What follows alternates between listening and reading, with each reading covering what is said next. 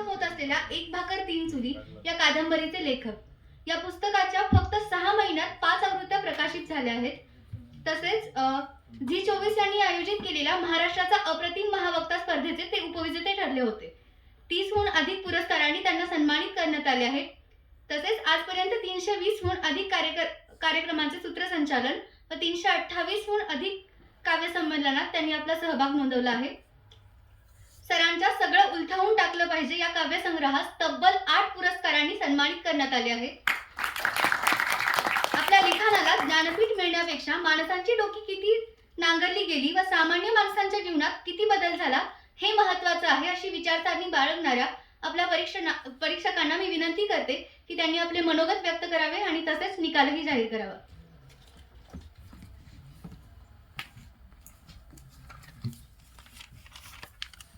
Madam 2 झाडीजुडी पोरं मला द्या बरं का बाहेर जायला. मराठी वक्त्यांनी आंतरराष्ट्रीय वास्तवाचं आकलन समर्थपणे केल्याशिवाय त्यांच्या मेंदूला जागतिक अनुभूतीचं व्यामिश्र आव्हान सहजासहजी पेलणार नाही. असंच 32 पानाचं छोटंसं भाषण आहे. करू का नको ना? साधं राहावं, सोपं राहावं, नाही का? बरोबर ना? आमचे घनश्याम देंडे म्हणायचे, म्हणजे एक आले ना sir Karpe Pawar sir madam एक येत होते ना स्पर्धक, त्यावेळेस माझ्या मनात घनश्याम देंडेंचे शब्द आले की मे मध्ये तर भेट झाली, लग्न झाले जूनला. मे मध्ये तर भेट झाली, लग्न झाले जूनला, आणि ती कराटे खेळते कळले हनीमूनला. तो सावध झाला गडी. तो शेजारच्या आहे ना, तो पिस्तूल शेजारच्या, बरोबर ना?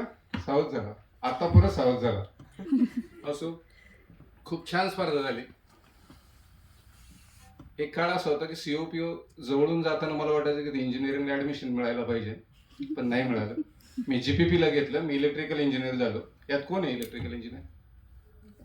मग तेवढंच कविता केली होती की मला वाटलं होतं तू बनशील माझ्या प्रेमाचा जनरेटर, पण तू तर निघालीस डिस्ट्रीब्युटर. असं काही करायचं ना, field coil, excite, rotor, stator, या सगळ्या गोष्टी आठवल्या. सीओपी मध्ये आल्यावर सकाळपासून मृणालिनी मॅडम आहे, कराडकर मॅडम आहे, फार भारलेलं वातावरण वाटलं, नाही का? तर अशा वातावरणात ही स्पर्धा सुरू झाली. कधी सुरू झाली कधी संपली हे कळलं नाही, पण संपता जो रॅपिड राऊंड होता त्यावेळेस मात्र आम्हाला घाम फुटला होता. खरं तर खऱ्या अर्थानं तुम्ही तिथं व्यक्त होत होता, जे पाठ करून आला होता ना. म्हणजे आम्ही खूप स्पर्धा केल्या, घोका आणि ओका हे आमचं तंत्रच होतं, घोका आणि ओका. तर ज्यावेळेस ही स्पर्धा उत्स्फूर्त राऊंड येतो त्यावेळेस खऱ्या अर्थानं आपला कस लागतो. त्यावेळेस जी मुलं खऱ्या अर्थानं म्हणजे त्यांचे हावभाव हे सगळं नॅचरली वाटत होतं, बरोबर की नाही? नॅचरली वाटत होतं. काहींचे विषय भरकटले, म्हणजे खूपच भरकटले. एवढे भरकटायला नाही पाहिजे. त्याचं कारण आहे पवार सरांनी सांगितल्याप्रमाणे आपलं वाचन पाहिजे. कारण वाचनच माणसाला ऐन वेळी तारतं. कारण प्रत्येकाचे विषय वेगवेगळे जरी असले तरी धागा एक समान असतो मानवतेचा, आणि त्यात जे काही तुम्हाला पेरायचंय चांगल्या पद्धतीने ते वाचनातूनच येतं, बरोबर का नाही? आता लालपरीचा विषय मांडणारी माझी मैत्रिणी इथं बसलेली आहे. तुझी चूक नाही, तू त्यात बसली नाही, ग्रामीण भागात कधी गेली नाही, तर तुला त्याबद्दल माहिती नाही. माहिती नसेल तर दुसरा विषय निवडायचा, किंवा एकदा समजून घ्यायचं की लालपरी म्हणजे नेमकं काय. काय अडचण नाही. कुठलीही स्पर्धा ही शेवटची स्पर्धा नसते. आज मी एक कविता म्हणून जरी मेलो आणि 100 पुस्तकं काढून जरी जिवंत राहिलो तरी कवीच असतो, बरोबर का नाही? कवी लेखक हा कधीच माझी नसतो. वक्ता हा कधी माझी वक्ता कुणी म्हटलंय का सर? हा माझी वक्ता आहे. माझी खासदार असतो, माझे आमदार असतो, बरोबर का नाही? माझे सहसचिव असतो. पण वक्ता, लेखक, कवी जो बोलतो स्टेजवरून किंवा जो लिहितो, जो विवेकी पद्धतीने व्यक्त होतो, तो कधी माझी होत नाही. तर त्यामुळे सगळ्यांना विनंती, पवार सरांनी सांगितल्याप्रमाणे त्यालाच मी दुजोरा देईल, अनुमोदन देईल की तुमचं जे आहे ते मांडा. दुसऱ्यांची मांडायची काही गरज नाही, काहीच गरज नाही. आणि कोटेशनवरून प्रत्येक ठिकाणी आम्हाला ऐकावं लागतं. पवार सर तुम्ही तेच सांगितले, कोटेशन म्हणजे वेळ मारून नेण्याची ही प्रॅक्टिस आहे, नाही का? ती येत होती, भेटत होती, मी प्रेम बहार समजत होतो, आणि एक दिवस नाही आलं तर रविवार समजत होतो. तिने माझ्याकडे पाहिले, मी तिच्याकडे पाहिले, ह्या पाण्यात तिचे 2 आणि माझे 4 विषय राहिले, बरोबर का नाही? किती चिकण्या पोरी पाहिल्या तरी घराकडेच वळतात पाय, आणि आपलीच बायको असते, आपलीच ऐश्वर्या राय. तसं काही गुंफता येतं ना मध्ये मध्ये, येतं की नाही. तर ते गुंफत जा, योग्य विषयाला न्याय देण्यासाठी किंवा विषयाची खोली वाचकांना श्रोत्यांना कळण्यासाठी तुम्ही गुंफत जा, पण फार कोटेशन्स नको. ते पुन्हा सांगतो मी, कारण आपल्याला इथं काही कीर्तन करायचं नाही, निरूपण किंवा इथं कोण प्रवचन शिकताय का.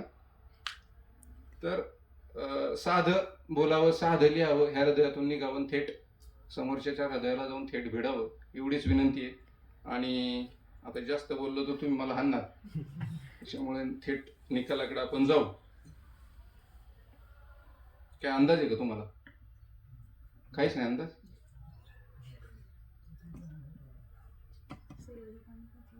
काय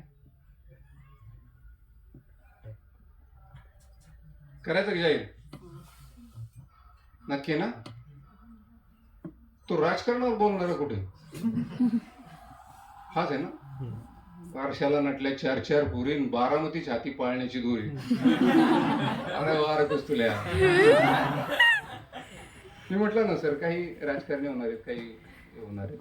तो कोणत्या पक्षात हे पण सांगतो मी. तो सांगतो, पक्ष लगेच कळतो, उभाटामध्ये लगेच कळतं.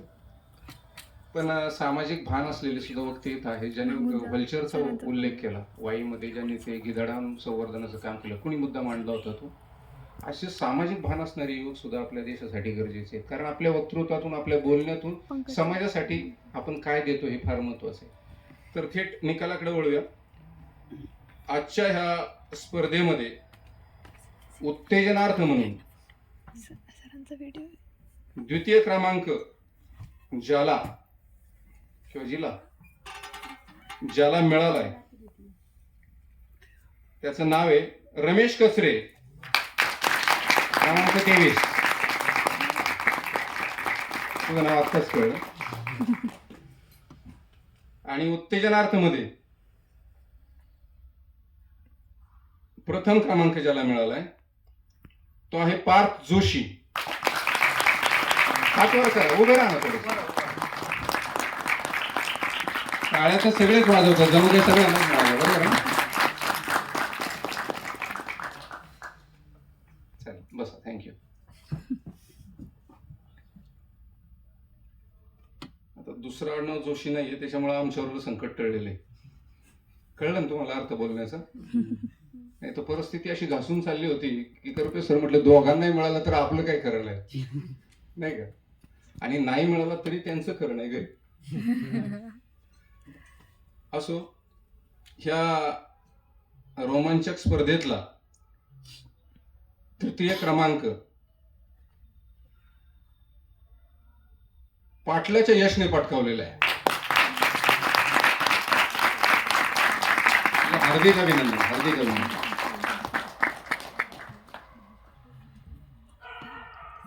आणि ह्या सगळ्या स्पर्धेमध्ये मुलींचा दबदबा कायम आहे, बरं का संबोधित. कारण लोकमान्य या विषयावर 9 जणांनी आतापर्यंत आपलं मत व्यक्त केलंय. सॉफ्ट पॉवरवर 4 जण बोललेत, स्त्रीत्वावर 5 जण बोललेत, करभारावर 3 जण बोललेत, दशाननावर 2 जण बोललेत, उगवणं आणि मावळणं ह्या विषयाला 7 जणांनी न्याय द्यायचा प्रयत्न केलाय. आणि त्यातलीच एक जिला आज दुसऱ्या क्रमांकाचं पारितोषिक मिळणार आहे. काय वैष्णवी?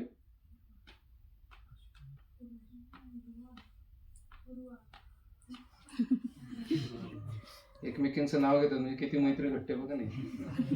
श्रावणी राजगुरू, जोरदार टाळ्या.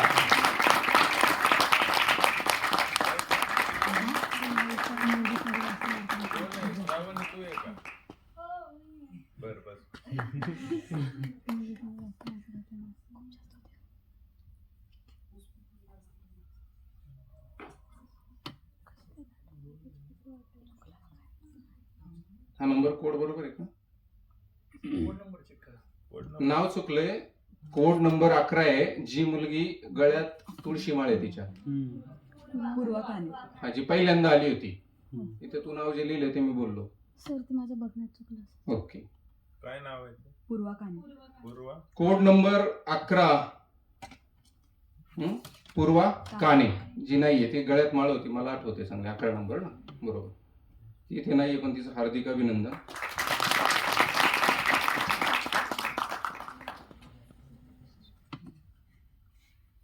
पहिला नंबर इथं 2-3 नंबर दिले.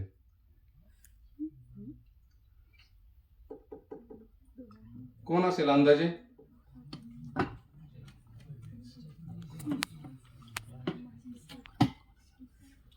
अंदाजे कोण आहे? हा, मुलगा की मुलगी? मुलगा. तुम्ही सोनोग्राफी वाले का?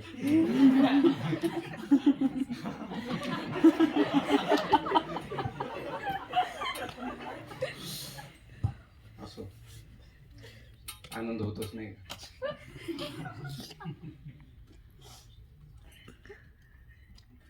पहिल्या क्रमांकाचं पारितोषिक आणि ही ट्रॉफी ज्या स्पर्धकाला जाते त्या स्पर्धकाचं नाव आहे प्रशांत बेले. नाही सर 15 हा? दीपक मातुगडे. कसे नाव कोड क्रमांक 15. बरं, कोड क्रमांक 15. कोण आहे 15 कोड? पुन्हा आनंद साजरा करू. चला, हार्दिक अभिनंदन.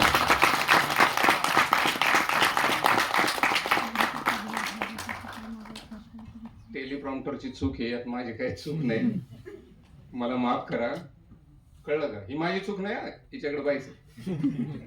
कसं झालं होतं, मुंबईला एकदा सुदृढ मांजर स्पर्धा भरली होती बरं का सर. आणि त्या सुदृढ मांजर स्पर्धेमध्ये मेळघाटातल्या एका मांजरीचा पहिला नंबर आला.